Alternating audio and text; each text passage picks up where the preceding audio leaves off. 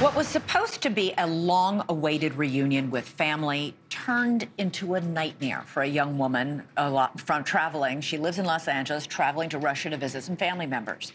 33-year-old Ksenia Karelina remains in prison tonight on charges of high treason. Her crime? Reportedly donating $51 to a Ukrainian charity in the United States. Ksenia is a dual American-Russian citizen. She works at a spa in Los Angeles, and she loves to dance. She was a ballerina for years.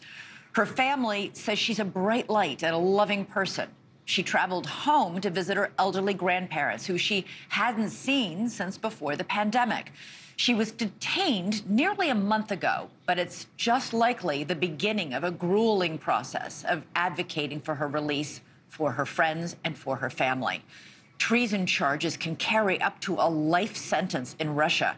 Her family did stay silent initially because they were afraid. Her family in Russia was afraid of saying anything publicly that might put her in jeopardy.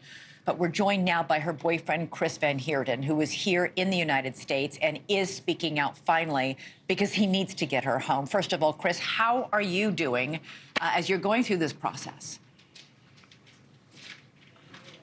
The last 48 hours is the best I've been doing in the last month, thanks to all of you, and I'm able to talk. And for the first time, I feel like I'm doing something positive. You heard that Ksenia is going to be in court next week. You say you're hoping she'll get house arrest. Are the odds very good for that? No, the odds are not. And if you ask my professional opinion, I don't think the odds are any good. The two of you had traveled together to Turkey over the New Year's. I think we even have some pictures of the two of you there, some video that you took on your trip. Tell me about that trip. Tell me about her. Yeah, there was New Year's trip. It's right before she was going to go home for a month, and I'm going to come back to LA. So we decided to go to Istanbul, meet there and spend New Year's together. It was 3.5 days of magic. It was magical, unbelievable. Also our first trip, like international trip, traveling together as a couple. So we were excited about it. It was lovely. She was so positive, so full of life, so excited to see her family, especially her grandparents. I remember it so clearly. She was happy. Yeah, excited to go back to Russia, not at all afraid. Were either of you afraid? Were you a little afraid for her, given what's going on? I was afraid. I was afraid. She wasn't at all. She was not even a little bit. She was so blind to what was coming that it was a big surprise. I just had a bad feeling. I had a feeling, I said, there's a war going on, and I said to her, I don't think it's a good idea, and she convinced me that she's safe, and she's Russian, and her hometown is very far away from everything, and she's okay, and I still made jokes. I still made stupid jokes. As a way to maybe cheer both of you up? Yeah, I was just being silly, and I made some stupid comments, stupid jokes, and I feel bad about it now. A joke maybe about being caught up in something? A joke? I was just like, babe, I think it's the last time I'm going to see you. There's a war going on, you know, silly jokes. Oh, gosh. Okay, the two of you left Istanbul on January 2nd. You came back to the United States. She flew directly from Istanbul to Russia. She called you and told you that her cell phone had been confiscated. She was calling you for a while from her mother's phone or her grandmother's phone?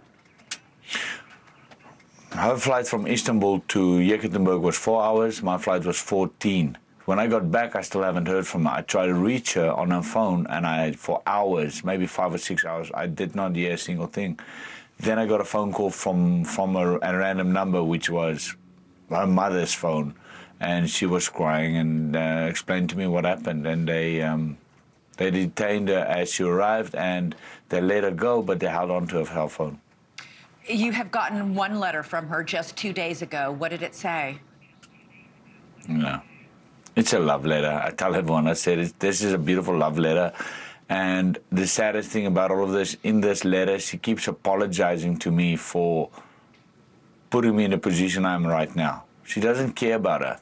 She's apologizing to me, and I want to yell and say, just care about yourself once. You know, she's telling me, you know, I can tell by the way she's talking to me. One day she's very excited and very positive and hopeful that she will be reunited with everyone she loves. And then she one day will come and she's telling me in the letter she'll sit on the bed and stare at a wall for 6-7 hours and not moving and not knowing the fate of her life and convinced she's never coming out.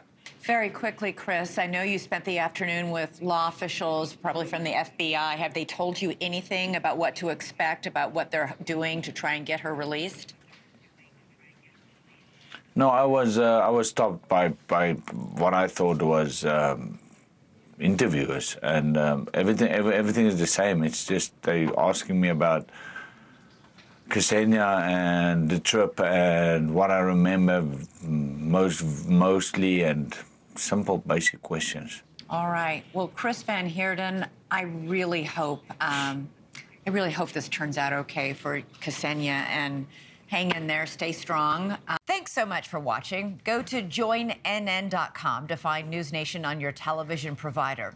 And don't forget to click the red subscribe button below to get more of NewsNation's fact-driven, unbiased coverage.